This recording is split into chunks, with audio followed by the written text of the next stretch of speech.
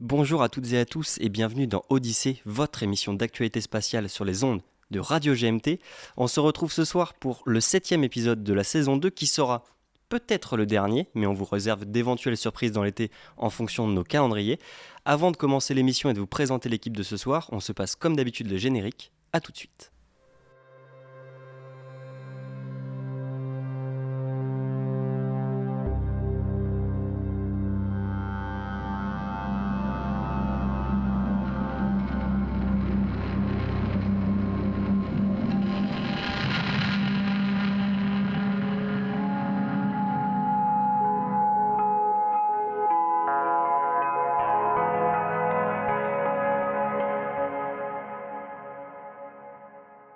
Et nous revoici donc pour ce nouvel épisode d'Odyssée. Avec nous ce soir, le beau Thomas. Bonsoir Thomas. Bonsoir à tous, bonsoir Simon, bonsoir François et bonsoir notre spectateur mystère que je laisse au bon soin de Simon de nous annoncer. Et puis bienvenue sur Odyssée. Il avance un petit peu dans l'émission. Déjà, bonsoir également au grand François. Eh bien, bonsoir à tous et toutes. Comment tu vas ? Eh bien, très bien, je suis ravi de voir le visage d'ange de Thomas pour la première fois. Il spoil tout la présentation parce que déjà, nous sommes effectivement en physique dans le studio de GMT, mais pas n'importe où, dans l'appartement de notre cher président de la radio, mon cher Mathis. Bonsoir Mathis, qui n'a pas de micro, mais... Bonsoir Voilà. Président. Vous l'aurez sûrement entendu de loin. Donc on fait notre grand retour en studio et ça fait plaisir pour cette potentielle dernière de la saison, mais on y reviendra peut-être. On change pas les bonnes habitudes, très clairement. On va commencer directement par une partie actualité qui va être présentée par Thomas pour un sujet qui concerne éventuellement la Lune, d'après ce que j'ai compris. C'est exact. En effet, nous allons parler de la Lune et plus particulièrement du prochain gros programme à s'y rendre. Nous avons bien sûr déjà parlé de ce programme Artemis. Nous en avons parlé sur Horizon, nous en avons parlé dans des précédentes émissions d'Odyssée avec grand plaisir. Et pour le petit récapitulatif, c'est une mission qui a été lancée depuis 2017 avec un coût estimé, alors bien sûr, on sait très bien que ça peut évoluer, mais à 35 milliards de dollars, ce qui fait de la thune. Donc autour de ça, on a parlé bien sûr de SLS, de LOPG, du HLS et j'en passe. Retrouvez nos précédentes émissions pour plus de détails. Mais ce dont nous allons parler aujourd'hui, c'est de deux petits événements qui entourent ce beau programme. Eh bien, c'est le CNES qui a rejoint les accords Artemis. J'ai noté sur mon petit papier le 7 juin de cette année, mes excuses. Et donc le CNES a rejoint en tant que 20e pays les accords Artemis pour une meilleure collaboration pour retourner sur la Lune. Un autre événement a été annoncé assez récemment, je ne sais pas si vous en avez entendu parler, mais c'est le lancement de Artemis 1 qui aura lieu normalement entre le 23 août et le 6 septembre. Bien sûr, la date n'est pas encore fixe car on le sait, tous les lancements sont sujets à différentes variations.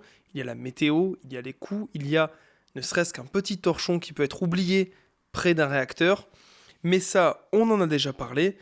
Bien sûr, ce premier vol aura lieu sans équipage à bord d'Orion, mais en conditions opérationnelles pour tester vraiment la possibilité d'envoyer du monde autour de la Lune. La mission devrait durer environ 25 jours, mais revenons-en au CNES, c'est une magnifique participation de la France au projet initial de la NASA pour se rendre une nouvelle fois sur notre beau satellite et notamment pour en voir la face cachée, possiblement l'eau gelée, et j'en passe. Messieurs, avez-vous un peu suivi tout ça ?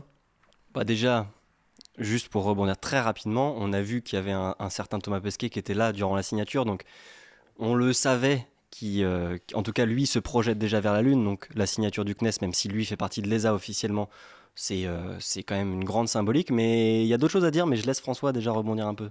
Alors, moi, ce qui m'intéresse le plus, c'est de me dire que c'est le CNES, mais c'est la France, et la France, en signant les accords Artemis, c'est le choix d'une position politique qui est de rejoindre les Américains, qui, à travers les accords Artemis, sont des positions sur le droit de l'espace qui ne sont pas unanimes ni consensuelles. J'en ai déjà souvent parlé, je le refais rapidement. Ces accords Artemis, c'est notamment deux éléments importants. L'appropriation des ressources de l'espace qui sont validées dans cet accord, section 10, et la création de zones de sécurité, section 11. C'est pas accepté par tout le monde, notamment par les Russes et les Chinois. Donc en fait, là, géopolitiquement, la France a décidé de se mettre du côté des Américains dans son interprétation du droit de l'espace. Alors, juste pour rebondir rapidement là-dessus, moi c'est assez marrant que tu parles de ça et que tu mettes ça en avant, parce que j'en parlais justement avec un ami hier soir, qui me disait, mais en fait, quand on regarde ça, en effet, comme tu dis si bien François, c'est la France qui rejoint les États-Unis. Et en cette période troublée depuis maintenant plusieurs mois par les dissensions avec l'Ukraine, et ben il me disait, en fait, ça donne un peu le sentiment d'une...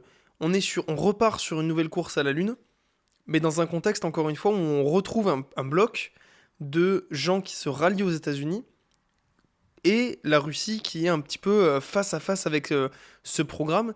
Et en fait, un petit peu, il me faisait ce clin d'œil, ce parallèle-là. Ouais, on disait, c'est pas la course à la Lune parce qu'on va tous être dans le même bateau, on va y aller ensemble et tout ça. Et en fait, par le contexte géopolitique, on se retrouve dans un contexte qui, mine de rien, fait un petit peu effet miroir à ce qui s'est passé il y a plusieurs dizaines d'années.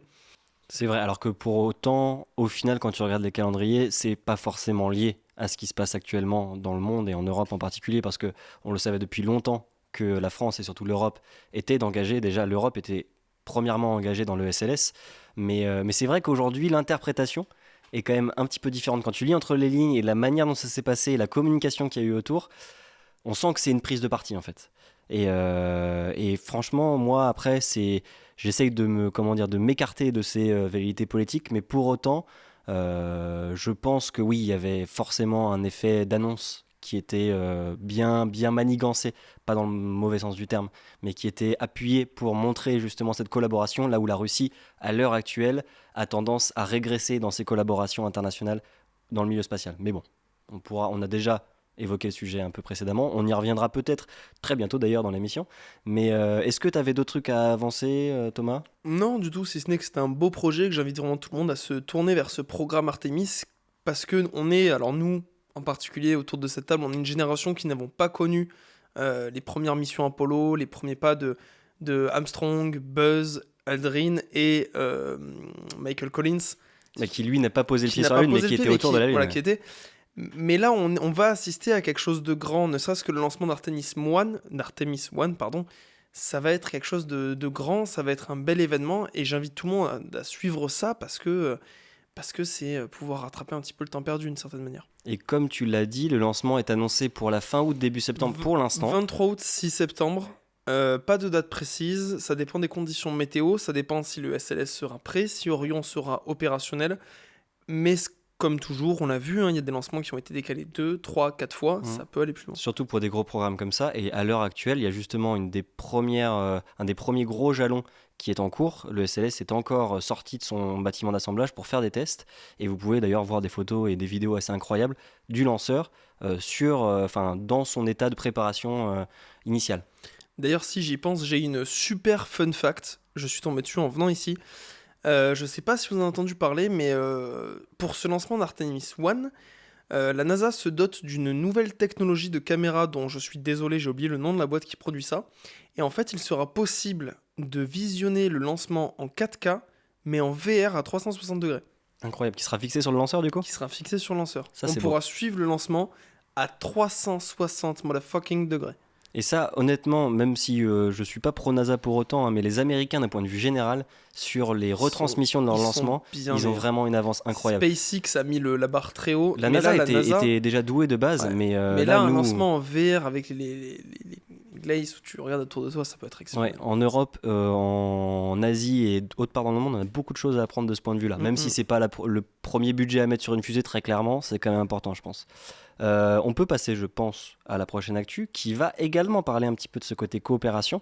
C'est suite à l'annonce donc déjà, comme on avait évoqué, les combinaisons spatiales de sortie extravéhiculaire américaine étant remises en cause pour différents problèmes qui ont été constatés à plusieurs reprises, notamment au niveau des systèmes d'aération, de reflux de l'eau et de l'air, et qui amenaient à une mise en danger des astronautes. Elles ont été rappelées sur Terre. Je ne sais pas si elles ont déjà été rapatriées, mais là-dessus, bon, c'est un détail, elles ne sont plus utilisées.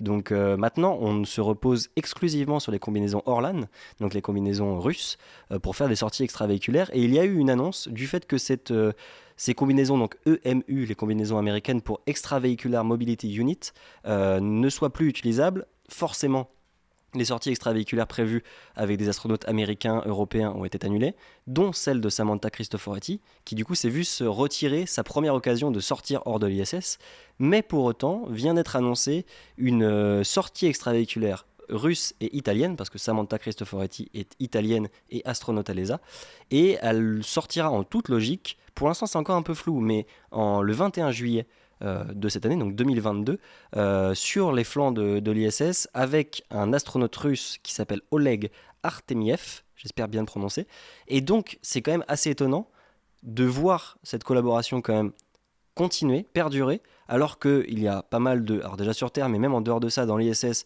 dernièrement, il y a encore eu des coups de communication de Roscosmos, etc., dont on ne déballera pas tous les tenants et les aboutissants, parce que très honnêtement, c'est plus ou moins futile et puéril, je trouve. Mais pour autant, cette collaboration effective, elle est quand même assez intéressante, et du fait elle se justifie, hein, bien sûr, parce que Samantha Cristoforetti s'est entraînée en 2021 sur la combinaison Orlan, donc elle ne sort pas de nulle part, hein.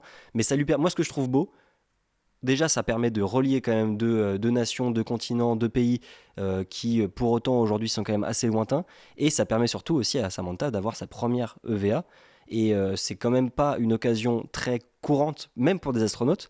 Donc moi je suis content, j'espère que ça se passera bien. Pour l'instant c'est sur le calendrier de la NASA, donc c'est officiel en toute logique, mais attendons le 21 juillet pour en savoir plus. Est-ce que vous aviez vu passer l'info? Parce que j'ai l'impression que c'était relativement confidentiel. C'était assez discret parce que moi qui guette un petit peu ce qui se passe, je ne l'ai pas vu passer. J'ai vu passer l'info que les sorties extravéhiculaires allaient potentiellement reprendre, mais pas plus. Donc tu m'as appris l'info en m'annonçant de quoi tu allais parler il y a 24 heures de ça dans l'émission. Bah, j'espère que ça sera maintenu, en tout cas pour l'instant on croise les doigts. Et toi François, est-ce que tu avais vu le truc passer? Non, de la même façon, je ne l'avais pas vu, mais ce que je trouve toujours beau avec cette ISS, c'est qu'on a un environnement qui est interdépendant. Mais par définition, on peut pas tout couper. Et en raison, grâce à cette interdépendance, on est obligé de travailler ensemble. Et c'est quand même, je trouve, peut-être une bonne métaphore d'un environnement qu'on partage en commun, sur lequel on est interdépendant et qui nous pousse à collaborer. C'est dommage que cette métaphore ne soit pas écoutée et entendue partout. Mais là, tu vois, ce qui est important, c'est que c'était pas une obligation de leur part de faire sortir. Ils pouvaient très bien faire sortir un autre astronaute russophone ou russe, mais ils ont fait le choix de mettre une astronaute italienne, européenne. Alors, ils n'ont pas mis un ou une astronaute américaine, hein, mais pour autant, je trouve que c'est quand même fort. Donc, je voulais en parler et j'espère que ça se fera dans de bonnes conditions. On est à peu près bon, je pense, sur cette actu. Donc, je laisse la parole à mon cher François qui va nous parler d'un premier lancement réussi, je crois. Et oui, moi, l'actualité que je vous présente, elle nous ramène au 21 juin dernier. Le lanceur sud-coréen KSLV-2, Korea Space Launch Vehicle 2, qu'on peut aussi nommer Nouri, ce qui signifie monde, eh bien ce lanceur sud-coréen a placé un satellite sud-coréen en orbite. Autrement dit, un lanceur et un satellite sud-coréen fait maison qui ont été placés par les Sud-Coréens tout seuls. Ainsi, on peut désormais dire que la Corée du Sud est une puissance spatiale, c'est-à-dire qu'elle a une autonomie à la fois en termes de lanceurs et en termes de satellites. Ce qui est intéressant, c'est plusieurs choses. Tout d'abord, je l'ai dit, le nom du lanceur, il y a un numéro 2 dedans. Et bien parce que le numéro 1, il a eu lieu le 21 octobre 2021 et ça a échoué parce que problème avec le troisième étage du lanceur. Bon, c'est un détail, hein, le spatial, c'est aussi beaucoup d'échecs, on en a parlé il n'y a pas si longtemps. Autre élément intéressant, c'est que là, c'est une question de lanceur. En termes de satellite, le premier satellite sud-coréen, c'est 2013, sur un lanceur états-unien. Ça renvoie à ces questions aussi de collaboration dont on vient de parler un peu avec l'ISS. Et enfin, élément très important, c'est que la Corée du Sud est une puissance spatiale, d'accord, mais la combienième ? Eh bien, du côté des journalistes sud-coréens, on dit souvent qu'elle est la 10e puissance spatiale. Sauf que, en réalité, c'est discutable puisqu'il y a un pays qui est venu avant la Corée du Sud, c'est la Corée du Nord. Et là, on comprend pourquoi les Sud-Coréens, ils n'aiment pas forcément le dire, parce qu'on ne va pas mettre en avant la Corée du Nord, avec un argument qui, en soi, pourrait être entendable, c'est que la Corée du Nord a une puissance bien plus faible, ses lanceurs sont plus faibles, les satellites sont beaucoup plus lourds. Du coup, on se dit, d'accord, la Corée du Sud a une technologie plus avancée, certes, pour autant, la Corée du Nord est arrivée en première. Parler de la Corée du Nord, c'est aussi un dernier élément pour pas être trop long, c'est que si la Corée du Sud, elle fait ça, c'est aussi un message politique. C'est une façon de dire, nous avons la maîtrise des technologies balistiques. Parce que le spatial, c'est toujours à la fois civil et militaire. Maîtriser les lanceurs, c'est maîtriser les missiles. Mais on pourrait se dire, mais pourquoi la Corée du Sud voudrait des missiles intercontinentaux, qui sont ceux qu'on envoie dans l'espace, alors qu'elle peut déjà bombarder toute la Corée du Nord ? Peut-être qu'en fait, la Corée du Sud, c'est pas tant à la Corée du Nord qu'elle s'adresse, mais à d'autres voisins. et que si elle veut son autonomie stratégique, c'est peut-être par rapport à d'autres voisins qui l'inquiètent un petit peu plus dans la région, notamment la Chine et la Russie. Donc cette actualité, c'est à la fois une actualité plutôt positive, c'est bien, un nouveau pays entre dans la course. Par contre, c'est une actualité qui nous rappelle que le spatial, c'est aussi toujours une question militaire. Franchement, c'est quelque chose que j'avais suivi, mais j'avais pas pour autant pris autant en compte le côté diplomatique et le côté militaire, bien entendu, de la chose, parce que moi, je suis un petit peu un gamin. Quand je vois une fusée, je suis content qu'ils réussissent, parce que je sais qu'ils ont eu beaucoup, beaucoup de déboires, ils ont des ingénieurs qui sont extrêmement talentueux et vraiment ils mettent du soin à ce qu'ils font dans le point de vue spatial. Mais c'est vrai qu'un lanceur, mine de rien, comme on l'évoquait déjà il y a quelques émissions de ça reste un missile, un gros missile. Donc la réussite de Nouri, que je trouve être un nom à la fois poétique et très mignon quelque part, moi ça m'a fait plaisir, mais j'avais pas cette vision-là de dissuasion presque, en fait, de dire regardez, on a moyen de vous taper dessus. Donc ouais, c'est vrai que ça nuance un petit peu ce côté vraie réussite, engouement spatial. Et pour le côté Corée du Nord, c'est vrai que pour autant, ce sont deux frères et sœurs jumeaux et jumelles, disons, qui se tirent un peu la bourre, mais je trouve que on est quand même, bon, de toute façon c'est incomparable, hein, mais on est quand même sur deux objectifs très différents. La Corée du Sud a quand même un aspect culturel, développement technologique et scientifique derrière ce programme spatial et cette agence spatiale qui est réel. Enfin, en tout cas, moi je le perçois comme tel. Et donc c'est certes, on peut faire des classements, mais c'est incomparable dans les faits. Donc voilà, c'est juste ce que je tenais à dire. Je sais pas si Thomas, toi, t'avais suivi un petit peu l'actualité.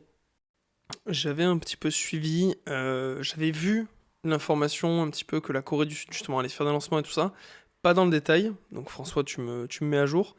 Mais en effet c'est une bonne analyse, le fait de dire justement attention on est là, et c'est un petit peu ce contexte, alors on en parlait tout à l'heure avec cette idée un petit peu de parallèle avec la guerre froide, mais en fait on se retrouve un petit peu encore une fois dans ça, c'est-à-dire que la guerre froide finalement, pour ceux qui ont ouvert un bouquin d'histoire au collège, c'était ça, c'était dire on le fait pas, mais on peut vous raser de la Terre.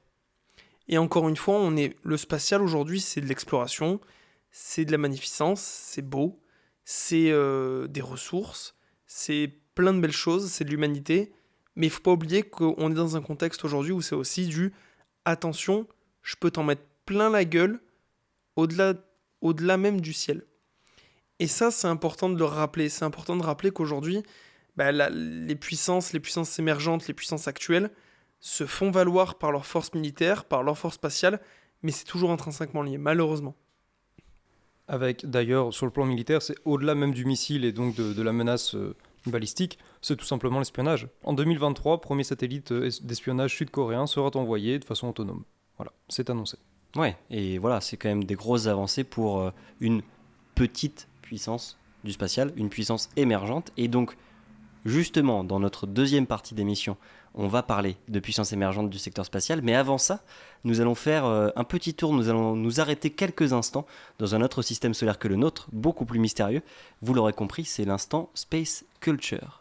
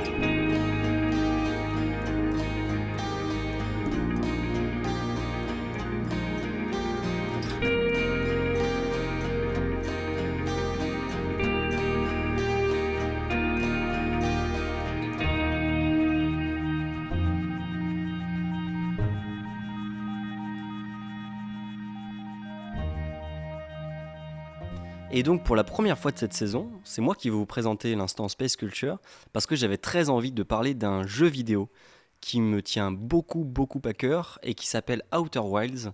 Peut-être que vous connaissez, c'est un petit jeu. Il reste quand même dans la catégorie des petits jeux, même s'il a eu un franc succès. Sorti en 2019, après de multiples péripéties. Je ne vais en dire que très peu de ce jeu, parce que tout l'intérêt justement d'y jouer, c'est de ne rien en connaître et de venir découvrir en l'essayant. C'est un jeu dont la construction, disons, a commencé en 2012, dans le cadre d'un projet de master américain, dans des universités américaines, sur le jeu vidéo, et en gros, c'était une sorte de mémoire de fin d'année, de créer une petite base, des petites briques de jeu qui ont ensuite amené à un projet de thèse sur lequel plusieurs personnes se sont engagées. Et il y a eu un petit monsieur qui s'appelle Masi Oka, qui a découvert le projet déjà bien abouti, parce qu'il y avait quelques années de travail derrière, durant une conférence qui présentait les avancées d'écoles de jeux vidéo, enfin d'universités de jeux vidéo aux États-Unis. Masioka, peut-être que vous le connaissez parce que c'est un acteur qui a joué dans la série Heroes, qui a joué le personnage de Hiro Nakamura. Et sans rien spoiler du jeu, peut-être que son personnage dans la série vous indiquera un petit peu un des systèmes principaux du jeu. Mais en gros, le principe, c'est que vous vous retrouvez dans un univers, enfin une galaxie et un système solaire complètement différent d'une autre, avec quelques similitudes qui sont assez intéressantes à observer et qui, en gros, eh bien, un mystère, tu fais partie, tu fais partie d'une civilisation relativement développée qui se base sur des briques et des brocs, et tu es, en gros, tu comprends que tu es le futur pilote d'un programme spatial qui s'appelle d'ailleurs Odyssée. Et ça, et ce qui est drôle, c'est que le nom de l'émission ne vient même pas de là, parce que je l'ai découvert après. Et du coup, tu es le prochain pilote, et ton but, c'est de trouver un petit peu des réponses sur d'éventuels civilisations antérieures qui ont vécu dans ce système solaire, et tu vas rencontrer de très très nombreuses péripéties et vraiment observer des choses absolument magnifiques et absolument terrifiantes à la fois, mais j'en dirai pas plus. Vraiment, je vous invite de A à Z à jouer à ce jeu pour toutes les personnes. C'est un jeu solo, bien évidemment, enfin bien évidemment non, mais en tout cas je vous le dis, c'est un jeu qui se joue tout seul chez soi ou avec des amis pour partager l'expérience, et je n'en dirai pas beaucoup plus, parce que c'est vraiment quelque chose, si tu y vas avec trop de connaissances, je pense que tu perds un peu l'expérience du jeu. La seule chose sur laquelle je finirai, c'est par vous narrer, disons, la seule et unique évaluation que j'ai laissée sur un jeu sur Steam. À l'heure actuelle, c'est encore l'unique, je n'en ai jamais fait, que j'ai laissé juste après avoir terminé le jeu, parce que vraiment, il m'a retourné de A à Z. C'est un petit studio américain à la base, qui a été donc récupéré par la plus grosse entité de Masioka, qui s'appelle Mobius Digital. C'est édité par Annapurna Interactive, en lien avec Steam, mais aussi et surtout avec Epic Games. Et donc, je termine cette chronique par vous narrer un petit peu ce petit commentaire que j'ai laissé, qui disait: ce jeu est tout simplement un réel chef-d'œuvre de bout en bout. Il est parfois apaisant, parfois oppressant, mais toujours beau et émouvant. La narration choisie pourra sûrement en perdre plus d'un, mais soyez sûr que si vous passez les premières heures de ce jeu en ayant le sentiment de découvrir un monde qui vous fascine et que vous ressentez la volonté d'y replonger encore et encore, eh bien accrochez-vous, car vous n'êtes absolument pas au bout de vos surprises. Ce jeu m'a touché, et je peux vraiment le dire, m'a presque bouleversé à certains égards, et que certains aspects physiques mais aussi émotionnels, dans ces musiques enivrantes, dans ces paysages incroyables, sont absolument inénarrables, dans le sens où il faut s'y plonger pour les découvrir. Je recommande cette expérience absolument unique, que toutes les personnes qui acceptent de se laisser happer par une aventure incroyable pendant une petite, sûrement trop petite vingtaine d'heures, découvriront avec un plaisir immense. À toutes les personnes qui ont travaillé sur ce jeu ou qui ont participé de près ou de loin à son existence, je vous remercie du plus profond de mon cœur, un joueur conquis. Et c'est rare que je laisse le moindre commentaire sur quoi que ce soit dans ma vie, que ce soit des restos, des cinémas ou je ne sais quoi, donc c'est pour vous dire que j'ai été touché. Est-ce que vous les gars, ce jeu, il vous parle? Vous en avez entendu éventuellement parler? Je tiens juste à le dire pour le background de l'émission, que mon cher Mathis me dit qu'il connaît ce jeu et qu'il a l'air d'aimer. Incroyable. Il a gagné même le meilleur, tous les récompenses et tout, genre incroyable. On y reviendra, mais en tout cas il a l'air de lui plaire. Thomas? Père Castor n'a qu'à bien se tenir, mais tu nous as très très bien vendu ce jeu.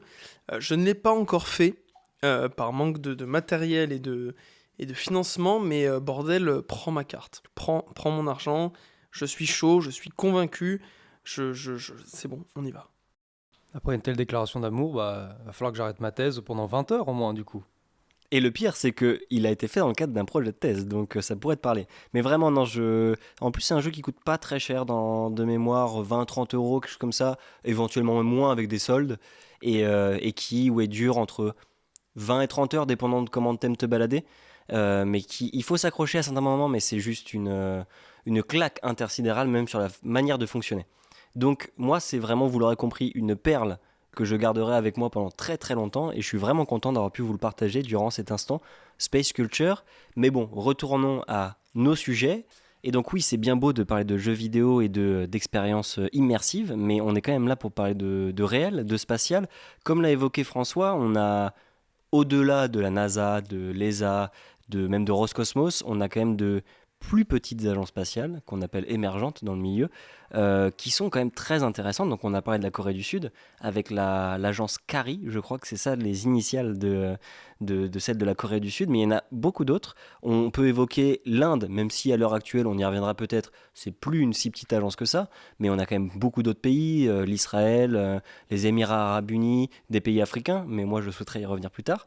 Mais c'est aussi la vision qu'on a de ces agences spatiales qui est assez intéressante, je trouve. Le côté émergent, c'est vraiment... ça laisse penser qu'en fait, il n'existait rien à l'origine de ces agences, alors qu'en fait, c'est majoritairement faux. On voit qu'il y a souvent des collaborations qui amènent à des fondations d'agences nationales ou plurinationales, multinationales. Et moi, celle qui me parle particulièrement, c'est des agences africaines, parce qu'en fait, on en entend très très peu parler. Même moi, j'en avais un petit peu suivi, mais j'ai découvert ça en me penchant justement sur le sujet de cette émission. Et on voit vraiment que sur des questions très larges, climatiques, de questions antiterroristes, etc., ça peut avoir un vrai intérêt. Vous les gars, quelles sont les premières agences qu'on considère comme émergentes qui vous ont marqué ? Alors, moi, avec la thèse que j'effectue, ce que j'ai pu voir notamment, c'est plutôt des débuts d'agences qui ont pu être construites assez rapidement, dès les années 60, mais essentiellement, comme tu l'avais dit, dans le cadre de collaboration, de coopération, notamment par exemple le CNES avec l'Inde, mais avec l'Argentine également. Et souvent, c'était la France qui faisait une collaboration qui apportait finalement les lanceurs, qui apportait un savoir-faire, mais en collaboration notamment sur les satellites et les expériences. C'était souvent ça d'ailleurs, les expériences embarquées. On allait dans les pays, on leur proposait de mettre leurs expériences sur des satellites qui pouvaient être français, sur des lanceurs qui pouvaient être plutôt français. À l'époque, on est dans les années 60. Et c'est comme ça que ça se faisait, les collaborations. Là, je parle pour le côté européen, enfin le côté d'Europe de l'Ouest. Un petit élément que je voulais aborder sur ces collaborations, c'est que, petite fun fact, on va dire, savez-vous que il y a pas mal de pays qui sont allés dans l'espace avant la France. Donc pas mal de pays que l'on ne verrait pas du tout dans l'espace et qui sont arrivés dans l'espace avant la France. Quand je dis arriver dans l'espace, c'est-à-dire qu'ils ont envoyé une personne dans l'espace avant la France. Et bien si je vous dis que la Pologne, que la Bulgarie, que la Hongrie, que le Vietnam, que Cuba, que la Mongolie et que même la Roumanie ont envoyé une personne dans l'espace avant la France. On parle d'un humain. On parle d'un humain. Ça embouche un coin Je à ne savais peut-être absolument plus pas. d'un auditeur. Eh bien, dans quel cadre ? Eh bien, le cadre d'une coopération très importante dans les années 70-80, c'est Intercosmos. C'est-à-dire la collaboration entre l'Union soviétique et ses alliés, qui a permis à pas mal de gens de pays qu'on n'aurait pas soupçonné aller dans l'espace d'y aller. Et par exemple, pour le cubain, ce qui est intéressant, c'est que c'est le premier homme qui est descendant, qui a une ascendance africaine, qui est allé dans l'espace. Il est cubain, il n'est pas américain. D'accord, ok. Il est afro-cubain, Afrodescendant. entre guillemets, d'accord. Afrodescendant, cubain, afrodescendant. D'accord, et ça c'était donc dans les années 70 ? Alors pour le cubain, c'est en 1980. En 1980, j'avais absolument aucune connaissance de ça. C'est Et- un beau programme qui est oublié, sachant que le premier français, c'est Jean-Loup Chrétien, Jean-Loup Chrétien. 82. Ouais, Donc d'accord. quelques années après. C'est beau, et comme tu l'as dit, donc c'était un programme russe de l'époque. Et ce qui est assez intéressant, je trouve, c'est que souvent, à cette époque-là, on voit un peu la Russie comme des gros radicaux fascistes, etc. Mais en fait, on a aussi des beaux programmes comme ça, où on a envoyé des gens dans l'espace de cultures, de pays différents. Et ça, je trouve, c'est magnifique. Ouais, et puis même, là on s'étend un tout petit peu sur un sujet, mais c'est intéressant. Le programme russe de l'époque, qui a quand même donné lieu à des choses qui sont en fait les prémices de l'ISS, tout simplement. Les stations Salyut, par exemple, et les missions qui y sont liées, même si malheureusement il y a eu des déconvenues assez importantes, c'est vraiment l'origine même de la collaboration internationale avec ensuite la station Mir. Et je ne savais par contre absolument pas qu'ils avaient ouvert, entre guillemets, alors ça c'est un geste quand même ouvertement politique, à leurs alliés de l'époque, disons, la possibilité d'aller dans l'espace. Donc tu nous as dit polonais, bulgare, mongol, mongol. Oui, oui. hongrois, non? Je peux vous refaire la liste. Allez, mais- fais péter. Alors, Pologne, RDA, donc République Est-Allemande, Bulgarie, Hongrie, Vietnam, Cuba, Mongolie, Roumanie. Je ne suis même pas sûr qu'il y ait eu d'autres mongols et même vietnamiens J'en suis pas sûr non plus. Même roumain. qui soient allés dans... Non. Roumain, je me demande si dans le cadre de l'ESA, en tout cas sur la prochaine sélection, peut-être qu'il y en aura, mais c'est impressionnant. Donc je ne savais absolument pas. Le spatial est politique et ce sont des symboles politiques, tu l'as très bien dit, c'est une question politique, une question d'alliance, une question de symbole. Et quand on regarde les affiches de propagande soviétique de l'époque, c'est l'union des peuples dans l'espace. Et puis même plus largement, on a rapidement évoqué l'agence spatiale indienne, donc l'ISRO, qui elle existe, d'ailleurs j'ai découvert ça, qui existe depuis quasiment aussi longtemps que le CNES au final. Je vois que Thomas a des choses à dire dessus, qui existe depuis 1969. Et j'ai fait mes petites recherches là-dessus, justement. L'ISRO, qui en fait n'est pas finalement une puissance spatiale tant émergente que ça au sens propre du mot, puisqu'ils existent, comme tu l'as dit, depuis 69, mais ils ont une activité. On n'entend pas parler, c'est un peu comme ce petit poisson rouge au fond du bocal où tu le regardes pas, tu as l'impression qu'il n'a pas d'activité, puis en fait tu tapotes au bord et il y a du mouvement, il y a du sable qui bouge. Parce qu'en fait, eh bien, ils ont de l'activité de l'ISRO, donc ils ont des satellites d'observation de la Terre, de télécommunications et de météo. Ils ont des satellites scientifiques et en collaboration avec le CNES, qui s'est donc allié avec l'ISRO. Ils ont aussi donc du système de positionnement par satellite. Mais ils ont aussi, et ça on en avait déjà parlé, le programme Chandrayaan d'exploration de la Lune, mais aussi Astrasat, télescope donc d'observation spatiale, et Mangalyaan, je suis désolé si mes prononciations ne sont pas bonnes, pour le programme d'exploration martienne. Et on retrouve, comme on avait déjà parlé côté militaire bien sûr, le programme RISAT 1 et 2, qui sont des satellites militaires. Donc puissance émergente, oui et non, en fait l'Inde existe et a une puissance spatiale depuis quelques années, c'est juste qu'on n'entend pas parler, et aussi que son spatial se développe assez récemment, sur les 20 dernières années, mais ils sont là. Ouais, et puis même ils sont là de manière vraiment très appuyée, parce que après il y a le côté communication et le côté aussi très occidental qu'on a de la vision du spatial, qui nous amène à ne pas trop suivre leur actualité, mais pour autant, fait important, l'ISRO emploie plus de 17 000 personnes, quasiment 18 000 personnes, ce qui est 5 fois plus que le CNES, donc ce qui est pas rien, ce qui est relativement comparable, enfin, ce qui est plus comparable à la NASA qu'au CNES, alors que pourtant ils ont un budget qui est, donc là je vérifie les chiffres, qui n'est seulement que de 1,5 milliard de dollars par an, ce qui est beaucoup, mais ce qui est plus de 10 fois moins que la NASA. Mais bon, ça explique un petit peu aussi le côté salaire très faible. Quand on compare aux 35 milliards du programme Artemis de la NASA, on peut faire un point d'échelle de différence La d'argent. NASA, c'est entre 20 et 25 milliards par an, en Voilà. gros, de financements globaux. Mais ce qui est important pour rebondir là-dessus, quand même, c'est cette idée que voilà, on parle de militarisation. Sur Horizon, on a fait un article sur le commandement de l'espace qui existe depuis quelques années, qui a pris part notamment au CNES il y a de ça 3-4 ans. Ils ont commencé à leur construire des locaux. On a vu des militaires arriver au CNES. Je me rappelle, Simon, on était en stage au CNES quand on a vu les premiers militaires de l'armée de l'air arriver. Mais l'Inde, qui est une puissance spatiale à laquelle on ne pense finalement jamais, a des satellites militaires de captation des données, ce genre de choses, qui sont déjà présents. Et avec un budget, comme tu le dis, plus faible, mais c'est vrai que c'est important de se tourner aussi vers des puissances sur lesquelles on pense moins. Et juste pour finir avec ça, moi, il y a quelques mois de ça, en préparant une émission, j'ai découvert que l'Angleterre avait un programme spatial qui était aussi assez développé. Mais là aussi, c'est des choses parce qu'on n'entend pas parler. La NASA, le CNES, l'ESA bouffent toute l'info. Et il faut aussi se tourner vers les pays où on parle un peu moins. Mais on a parlé dans une précédente émission des missiles anti-satellites, la destruction de satellites en orbite. L'Inde fait partie des pays qui ont détruit des satellites via des missiles pour prouver, entre guillemets, militairement et diplomatiquement qu'ils en étaient capables. Et ils l'ont fait. Donc, encore une fois, là, on n'est pas trop sur le côté émergent, mais on est plutôt sur le côté invisibilisé des agences spatiales. Et l'ISRO en fait partie. Et c'est vraiment très très intéressant ce que vous venez de dire sur l'invisibilisation, le fait que les médias s'intéressent peu, parce que je pense que ça pourrait être intéressant aussi de réfléchir à la définition même de ce qu'est une puissance spatiale. Je l'évoquais au tout début dans l'actualité, par puissance spatiale, traditionnellement, ce que visent les États, c'est l'autonomie, c'est-à-dire autonomie de lanceur, autonomie de satellite, ce qui permet d'avoir des satellites d'espionnage sans aller demander aux copains ou ou demander aux alliés. Et si on prend cette définition, qui est somme toute une définition quand même un peu basique et un peu trop technicienne, en fait l'Inde, c'est pas du tout une puissance spatiale émergente parce que c'est en 1980 qu'elle a envoyé son premier lanceur plus satellite. Ça fait quand même 42 ans que c'est une puissance spatiale émergente, si on prend ce critère. Et vous avez bien dit, en fait, vous avez évoqué plein d'autres aspects, la question du budget. Voilà, on n'est pas sur les mêmes, les mêmes ordres de grandeur, la question des coopérations nécessaires, la question de la qualité technique. Ce sont d'autres éléments qu'on peut prendre en compte.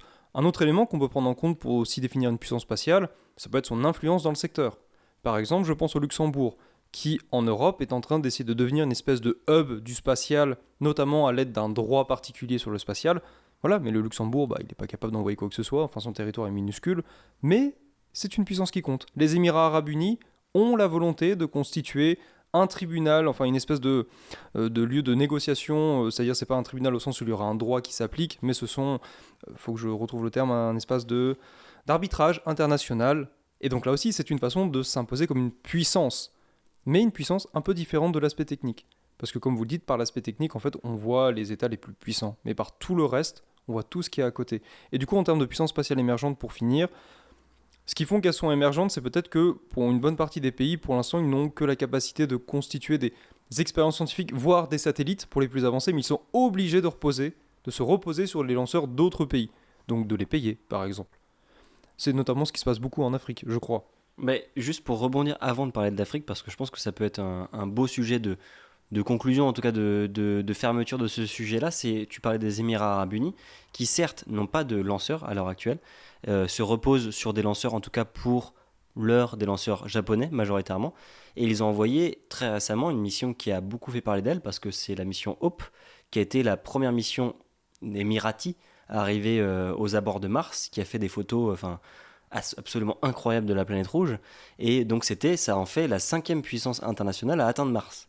Alors, ils ne se sont pas posés sur Mars, là c'est encore un autre level, mais pour autant, c'est quand même une réussite technicienne, comme tu l'évoquais, et c'est bien vrai, des Émirats Arabes Unis. Et là-dessus, moi, ça m'a quand même vachement épaté de dire qu'un pays, alors après, avec tout l'argent et toutes les controverses qu'il y a autour, et là, moi, encore une fois, je vois la notion naïve du spatial. Moi, je suis un enfant devant quelque chose, je connais en tant que visibilité et vision adulte tout ce qui se passe à côté, mais d'un point de vue réussite spatiale, c'est quand même une très belle chose. Mais après, le côté africain est très différent dans le sens où, pour moi, ce qui se crée en Afrique, même s'ils n'ont pas l'indépendance des lanceurs, en tout cas pour le moment, même si en plus leur sol est vachement intéressant pour ça, parce qu'encore une fois, ils sont proches de la frontière équatorienne, ils ont un territoire désertique, peu peuplé à certains endroits, ils ont tous les avantages. Malheureusement, ils n'ont pas les infrastructures pour le moment et les soutiens qu'il faudrait. Mais ils ont des programmes qui sont hyper intéressants parce que vraiment très liés au côté pragmatique, au côté civil. Et là-dessus, moi, c'est un point que je voudrais évoquer avec vous pour un petit peu clôturer cette émission, c'est est-ce que vous avez un petit peu connaissance de... Moi, vraiment, je suis honnête, j'avais très peu connaissance de ça avant, de l'implication du spatial dans la géopolitique africaine et même dans la vie quotidienne de certains pays africains. Moi, je citais par exemple tout à l'heure le Nigeria. Il y a aussi l'Afrique du Sud, il y a aussi le Kenya. On a, entre guillemets, on a prémuni certaines populations d'épidémies de dengue et de paludisme, excusez-moi surtout, via le spatial, via les zones d'humidité, le développement des groupements de moustiques, etc. Et moi, je trouve ça absolument incroyable, en fait, que même s'ils n'ont pas l'indépendance globale, disons, du spatial, ils arrivent à appliquer des choses avec des petits satellites, des CubeSats par moment, et qu'ils ont vraiment une effervescence autour du spatial qui est, encore une fois, en France en tout cas, je trouve, assez invisible. Et vous avez raison, je réinsiste, le terme d'invisibilisation, il est très bien trouvé, parce qu'en réalité, quand je me suis renseigné pour l'émission, j'ai retrouvé des choses comme télémédecine, donc données météorologiques, l'espionnage ou la surveillance du territoire, classico-classique.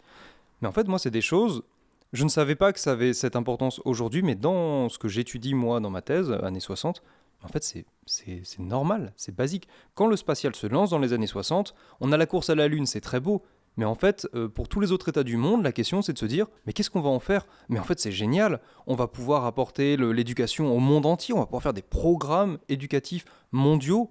On va pouvoir améliorer la production alimentaire partout dans le monde. Donc en fait, les utilisations qu'on a aujourd'hui du spatial, ce sont des choses dont on parle depuis les années 60. Et c'est là où, quand on parle d'invisibilisation, quand vous en parlez, vous avez raison, parce qu'en réalité, c'est un aspect fondamental du spatial, mais depuis le début. Mais sauf que dans l'histoire qui fait rêver, eh ben on n'en parle pas, parce que c'est pas ça qui intéresse. On préfère, c'est très bien, moi je suis aussi très enthousiaste à l'idée de retourner sur la Lune, mais ça écrase tout le reste, et ça écrase ce qui a le plus d'importance pour les gens dans leur vie quotidienne. Bon, par contre, quand on regarde les chiffres, on se dit que, d'accord, ça se développe en Afrique, mais on n'en est pas non plus à quelque chose d'incroyable. Alors mes chiffres datent un peu, je voyais mes chiffres datent de 2019, il y avait 31 satellites africains. Donc 40% étaient envoyés dans les 3 dernières années, donc entre 2016 et 2019. 31 satellites, quand on regarde le nombre de satellites par exemple prévus dans les méga-constellations, ça reste modeste. Mais c'est un début. Alors je sais pas, entre 2019 et 2022, ce qu'il en a été. Mais comme tu l'as dit, même sans avoir les chiffres en main, une grosse partie de ces satellites-là ont été envoyés dans les 3 dernières années. Donc on peut imaginer qu'à l'avenir, cette évolution s'accentue. Et donc du coup, qu'on puisse voir, tu l'évoquais en fait, le côté historique et le côté belle histoire, disons, du spatial. Et moi, j'ai vraiment l'envie que cette belle histoire se concrétise aussi en Afrique, parce que c'est quand même un pays avec l'Amérique du Sud, parce que pour le moment, on en a très peu parlé à part l'astronaute cubain, que ça se concrétise aussi en Afrique. Donc voilà, j'ai envie de suivre ça. Mais vas-y Thomas. Puis on retrouve aussi, pardon, il faut pas l'oublier, on retrouve aussi l'émergence de start-up, qu'elles soient françaises ou internationales ou européennes, qui proposent du microsatellite, de la constellation de satellites, de l'antenne. Et toutes ces micro-entreprises, ces start-up, ces petites, ces TPE, PME et tout ça, vont faciliter aussi la vente de produits technologiquement supérieurs, mais à coût réduit, à des pays comme ceux d'Afrique. Ce qui va aussi aider ces pays-là peut-être à développer leur flotte satellitaire. Ça peut être intéressant. Bien sûr, on ne va pas rentrer dans les sujets de flotte satellitaire, de la quantité de satellites en orbite, tout ça, mais je pense qu'on est dans un contexte hyper intéressant au développement de ces pays-là, de ces flottes-là. Ouais, et puis plus largement, moi ce que j'ai trouvé assez incroyable, c'est que l'Afrique en 2018, fin 2018, début 2019, s'est dotée de son équivalent de l'ESA, parce qu'il y a une agence spatiale africaine qui existe, donc de tout le continent, qui regroupe les agences algériennes, égyptiennes, nigérianes, sud-africaines et j'en passe. Et je pense très honnêtement qu'il y a, d'un point de vue même géographique, une capacité et un potentiel qui est absolument énorme.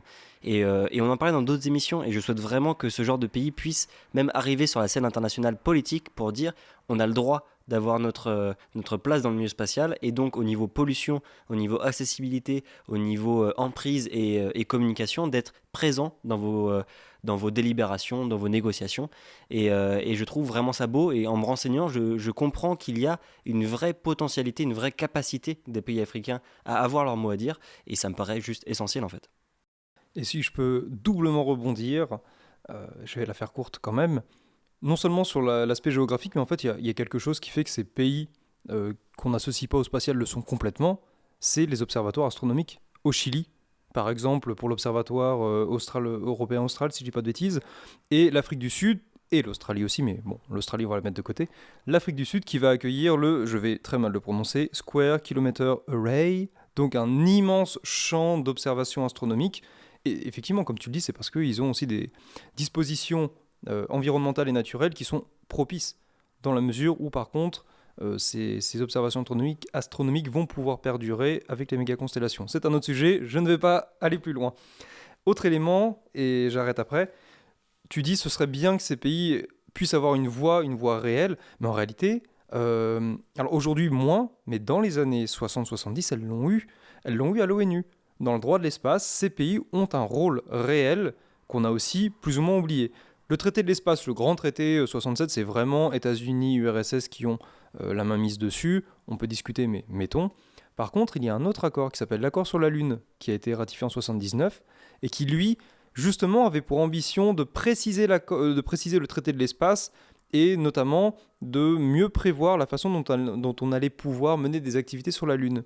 Eh bien cet accord, il est vraiment inspiré par ce qu'on a appelé le nouvel ordre mondial, qui était notamment poussé par les pays du tiers-monde à l'époque. Donc vraiment, le tiers-monde, c'est un ensemble de pays qui se regroupent et qui se veulent ni soviétiques, ni pro-soviétiques, ni pro-américains, et qui ont l'ambition en fait, de vraiment changer la façon dont le monde fonctionne, et notamment avec une logique un peu décoloniale. Eh bien ces pays, ils ont accompagné l'accord sur la Lune de 79, que toutes les puissances spatiales ont refusé de ratifier. Et je me permets de rebondir, mais lorsque la France signe les accords Artemis, c'est vraiment une façon de dire l'accord sur la Lune, jamais on le signera, parce que c'est l'inverse. Bah écoute, je sais pas si Thomas, tu voulais rajouter quelque chose sur le sujet. Ça a l'air d'être ok, mais c'est quand même on boucle très bien sur l'émission parce qu'on revient sur la première actualité qu'on a évoquée. Et on vous invite bien sûr à suivre un petit peu toutes ces ratifications historiques et même l'engagement, disons, qu'ont les pays dans les différentes agences spatiales. On est très content d'avoir pu vous accompagner encore dans le cadre d'Odyssée durant cette deuxième saison. En toute logique, ce sera, comme je le disais au début de l'émission, peut-être le dernier épisode de la saison. On se retrouvera dans tous les cas en septembre pour recommencer une nouvelle saison avec mes deux compères qui sont là et bien sûr d'autres intervenants.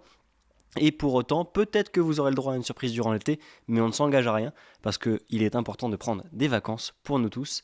Je remercie Thomas et je remercie François d'avoir été avec moi ce soir. Vraiment, merci les gars. J'espère que ça vous a plu.